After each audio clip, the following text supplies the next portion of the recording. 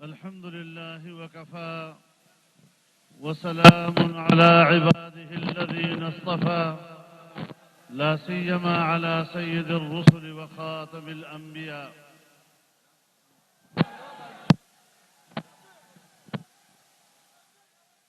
Stage پر موجود Pakistan democratic movement کے قائدین، قومی زعماء، زندہ دلان لاہور، اس اجتماع میں شریک بزرگان ملت، میرے دوستوں، بھائیوں اور بہنوں، آج لاہور میں اس فقید المثال اجتماع کے انعقاد پر میں پی ڈی ایم میں شامل جماعتوں کے کارکنوں اور اس میں شامل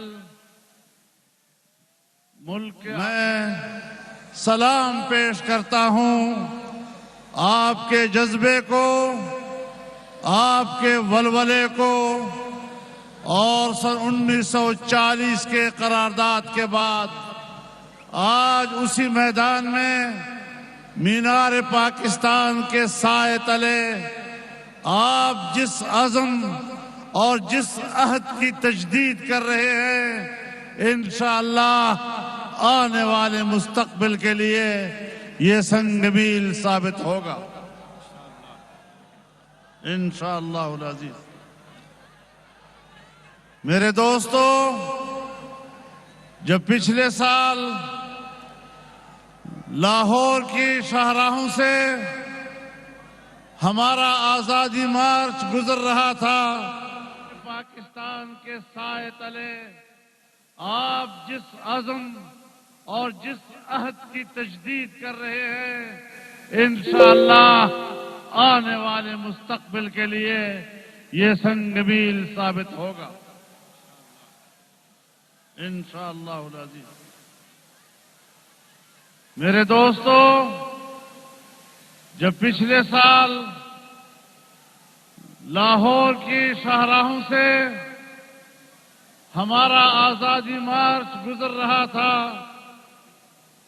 تو آپ نے، زندہ دلان لاہور نے ساری رات استقبال میں کھڑے گزاری تھی۔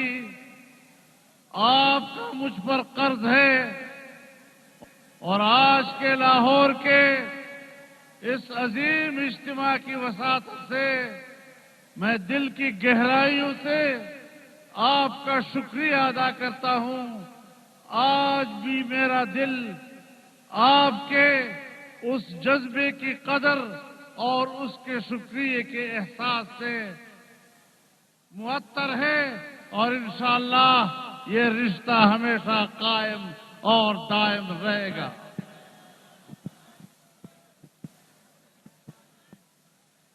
میرے محترم دوستو،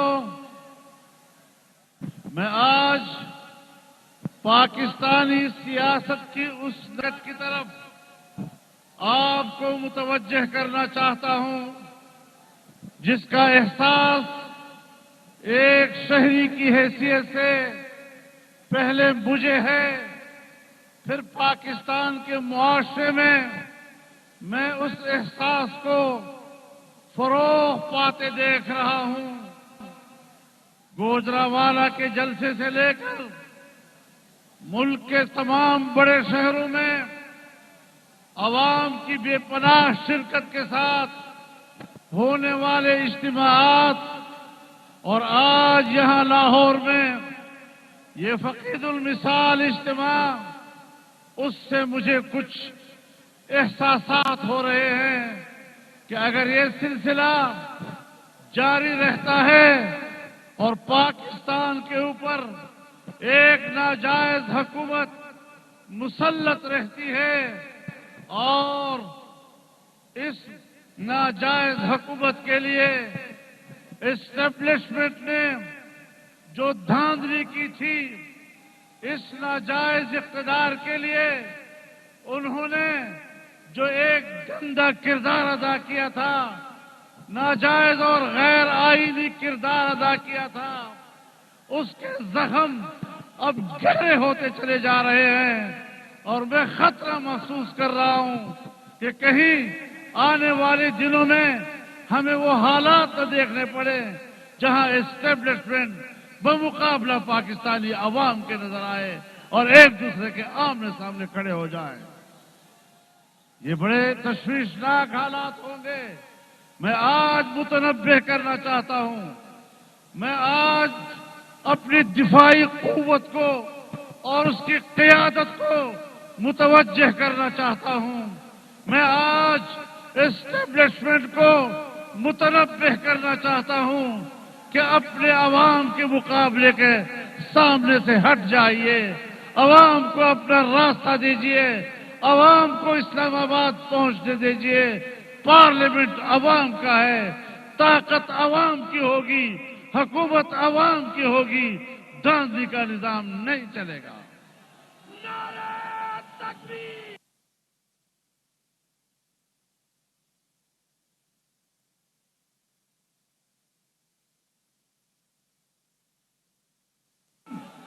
گرتی ہوئی دیوار کو، گرتی ہوئی دیوار کو بنیادی بنیادی۔ میرے محترم دوستو،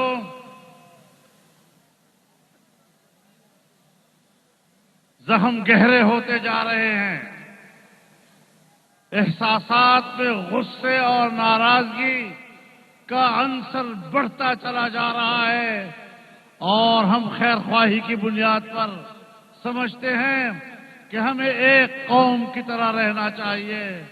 پاکستان ہے تو پاکستان پاکستانی عوام کا نام ہے، اسی عوام میں سے ادارے بنتے ہیں، اسی عوام میں سے عدلیہ بنتی ہے، اسی عوام میں سے پارلیمنٹ بنتی ہے، اسی عوام میں سے فوج بنتی ہے، اسی عوام میں سے دفاعی قوت بنتی ہے۔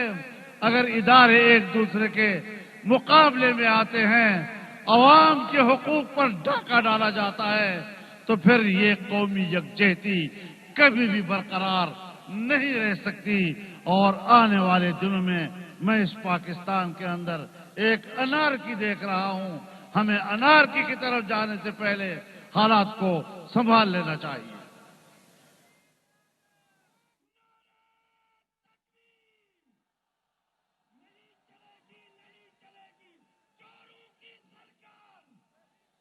میرے محترم دوستو،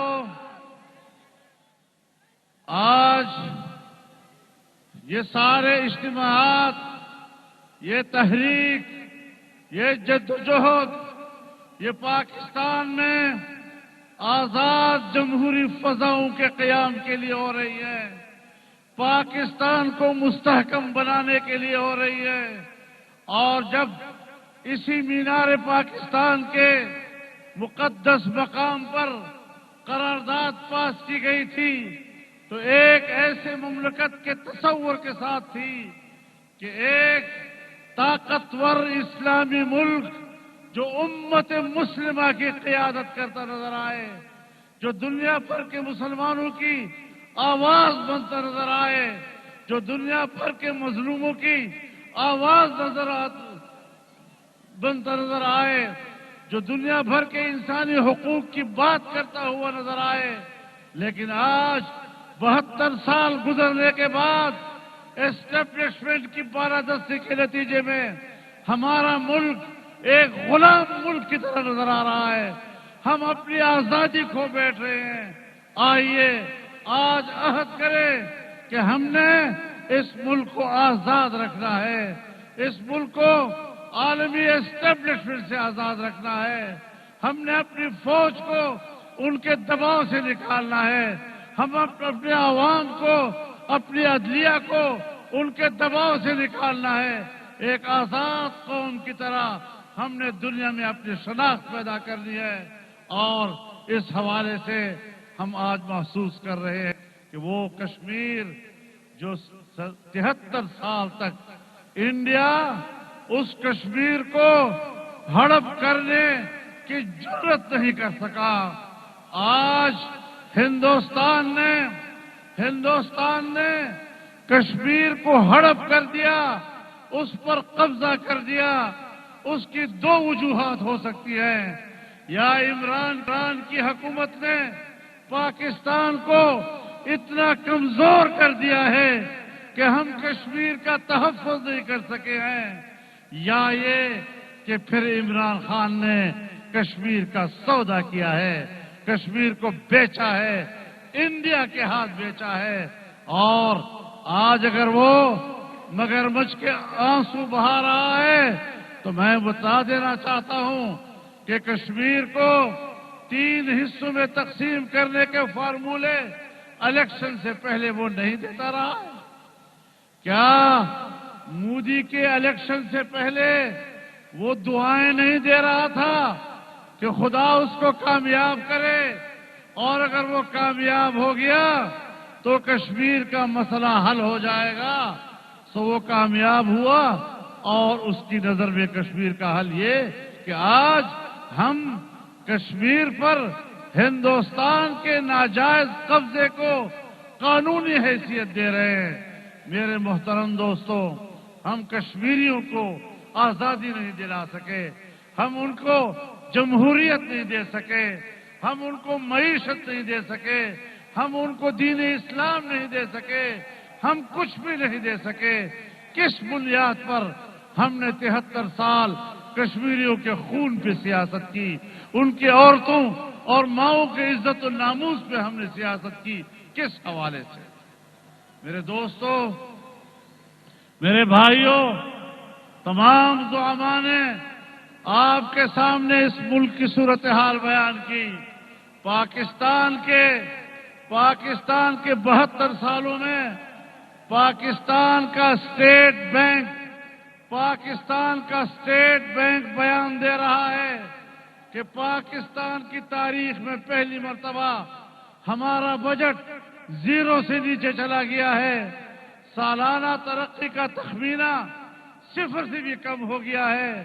معیشت کی یہ ابتری کہ آج غریب بے روزگار ہے، مہنگائی نے اس کی کمر توڑ دی ہے، اس کی قوت خرید کو ختم کر دیا ہے۔ نوجوان کو جو ایک سبز باغ دکھائے گئے تھے، آج اس کے مستقبل کو تاریک بنا دیا گیا ہے، اس کو بیکار بنا دیا گیا ہے۔ تمام سرکاری اداروں سے 30 لاکھ سے زیادہ ملازمین برطرف کر دیے گئے ہیں، ادارے کھوکھلے ہو چکے ہیں، دیوالیہ ہو چکے ہیں، ملک چل نہیں رہا ہے۔ پھر اس کے بعد جب ایک طرف حکومت نااہل ہے، ایک حکومت ناجائز ہے، پھر اس کو برقرار رکھنے کے لیے میرے دوستو فرشتوں نے نہیں آنا، جنات نے نہیں آنا، آپ نے کردار ادا کرنا ہے، قوم نے کردار ادا کرنا ہے، جوانوں نے کردار ادا کرنا ہے، عوام نے کردار ادا کرنا ہے۔ اور آج ہم اس لیے آپ کے پاس آئے ہیں تاکہ قوم بن کر ہم اس پاکستان کے مستقبل کو بچائیں اور اس کا تحفظ کریں۔ میرے محترم تو آج ہر شعبہ زندگی سے وابستہ لوگ پریشان ہیں، اضطراب کا شکار ہیں۔ اس ملک کا غریب، اس ملک کا مزدور، اس ملک کا کسان، اس ملک کا استاد، اس ملک کا ڈاکٹر، اس ملک کا وکیل، اس ملک کا نوجوان، اس ملک کا طالب علم، ہر ایک پریشان ہے اور اپنی زبوں حالی کو رو رہا ہے۔ اگر ہم نے ملک کو مطمئن کرنا ہے، اس کے ہر شعبے سے وابستہ لوگوں کو مطمئن کرنا ہے، تو پھر آئیں اور انقلاب برپا کریں، ہمت کریں اور انقلاب برپا کریں۔ تبدیلی اس طرح نہیں ہوگی کہ تبدیلی کے نعرے تو لگاتے رہے لیکن ہم عالمی اسٹیبلشمنٹ کی غلامی کی طرف چلے جائیں۔ ہم اس ملک میں کسی کی غلامی کے لیے پیدا نہیں ہوئے ہیں، ہمیں اپنی ماؤں نے کسی کا غلام بنانے کے لیے ہمیں نہیں جنا ہے۔ آپ آزاد قوم ہیں، آزادی کے جذبے کے ساتھ ہم نے اس ملک کو بھی بچانا ہے، اس کو ترقی بھی دینی ہے۔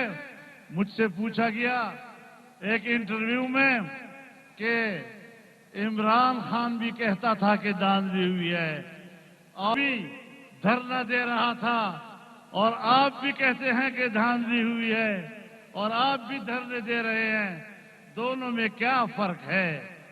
تو میں نے کہا کہ اس وقت الیکشن کمیشن متنازع نہیں تھا، اس وقت آر ٹی ایس کا سسٹم بند نہیں ہوا تھا،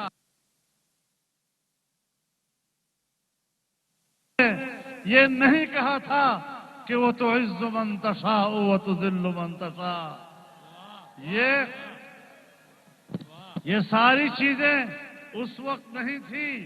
4 حلقوں پہ اعتراض تھا، ہم نے کہا بسم اللہ، کہا نہیں 10 حلقوں پہ اعتراض ہے، ہم نے کہا بسم اللہ، کہنے لگا 70 پہ اعتراض ہے، ہم نے کہا بسم اللہ، آخر حساب ہی ختم ہو گیا۔ دھرنے پہ آیا تو کسی نے دھرنا کرایا، حکومت میں آیا تو کسی نے حکومت دلائی۔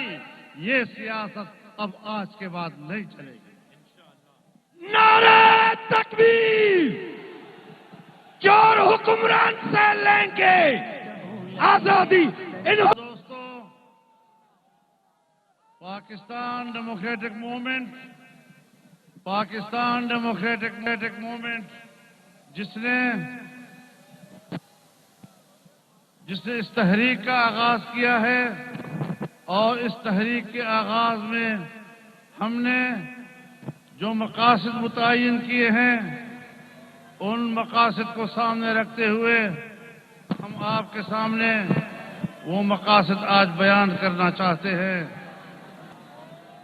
میرے محترم دوستو، ہم نے اپنے سربراہی اجلاس میں جن نکات پر اتفاق رائے کیا ہے، اس میں سب سے پہلی بات یہ کہ آئین پاکستان کی اسلامی، جمہوری، پارلیمانی اور وفاقی حکومت کا تحفظ کرنا، اور آئین کے اس حیثیت کو عملی شکل دینا اور عملی اقدامات کرنا۔ ہم نے اس بات پر بھی اتفاق رائے کیا کہ پارلیمنٹ کی خود مختاری ہوگی، اور پارلیمنٹ کو کسی کا یرغمال نہیں ہونے دیا جائے گا۔ سیاست سے اسٹیبلشمنٹ اور انٹیلیجنس اداروں کے کردار کا خاتمہ کیا جائے گا، اور ایک آزاد عدلیہ کے قیام کا تصور دیا جائے گا۔ آزادانہ، غیر جانبدارانہ اور منصفانہ انتخابات کے لیے اصلاحات اور اس کا انعقاد کیا جائے گا۔ عوام کے بنیادی انسانی اور جمہوری حقوق کا تحفظ کیا جائے گا۔ صوبوں کے حقوق اور 18ویں ترمیم کا تحفظ کیا جائے گا۔ مقامی حکومتوں کا مؤثر نظام اور اس کا قیام ہمارا مقاصد میں ہوگا۔ اظہار رائے اور میڈیا کی آزادی کا تحفظ، انتہا پسندی اور دہشت گردی کا مکمل خاتمہ، مہنگائی، بے روزگاری، غربت کے خاتمے کے لیے ہنگامی معاشی پلان کا قیام، یہ ہمارے وہ بنیادی مقاصد ہیں جس کے لیے پاکستان ڈیموکریٹک موومنٹ کا اتحاد وجود میں آیا ہے۔ اور میں آج آپ کے اس عظیم اجتماع میں ان بنیادی رہنما اصول کا اعلان کر رہا ہوں، لیکن یہ بھی بتا دینا چاہتا ہوں کہ ابھی میں خبر پڑھ رہا تھا، کسی چینل نے ایک خبر چلائی ہے کہ آج کے جلسے میں 3 سے 4 ہزار لوگ شریک ہو رہے ہیں۔ شرم آنی چاہیے ان کو، شرم آنی چاہیے ان لوگوں کو۔ 3 سے 4 ہزار لوگ آج کے جلسے میں شریک ہیں۔ یہ بھی وہ لوگ ہیں جو کسی کی خدمت کرتے نظر آ رہے ہیں۔ تو آج یہ جلسہ اگر ان کے ہاں کچھ بھی تھوڑا سا کوئی غیرت و حمیت ہے تو میرے خیال میں چلو بھر پانی میں ان کو ڈوب مرنا چاہیے. شرم کرو، حیا کرو، حکومت چھوڑ دو. شرم کرو، حیا کرو، شرم کرو، حیا کرو. شیم شیم شیم شیم. اور جیسے کہ آپ کے سامنے بات کی گئی، انشاءاللہ جنوری کے آخر میں یا فروری کے اوائل میں اسلام آباد کی طرف پوری قوم مارچ کرے گی اور پارلیمنٹ کے استعفے ہم اپنے ساتھ لے کر جائیں گے. ہم ایسے پارلیمنٹ پہ اعتماد کرنے کو تیار نہیں ہیں اور نہیں اس پارلیمنٹ کے ذریعے سے ناجائز حکومت کو چلنے دیں گے. اس کا خاتمہ کر کے دم لیں گے اور ووٹ کا مقدس امانت وہ عوام کو واپس دلا کر دم لیں گے. اللہ تعالی ہمارا حامی و ناصر ہو. وآخر دعوانا الحمدللہ. مولانا فضل الرحمان کر رہے تھے خطاب اور کہہ رہے تھے کہ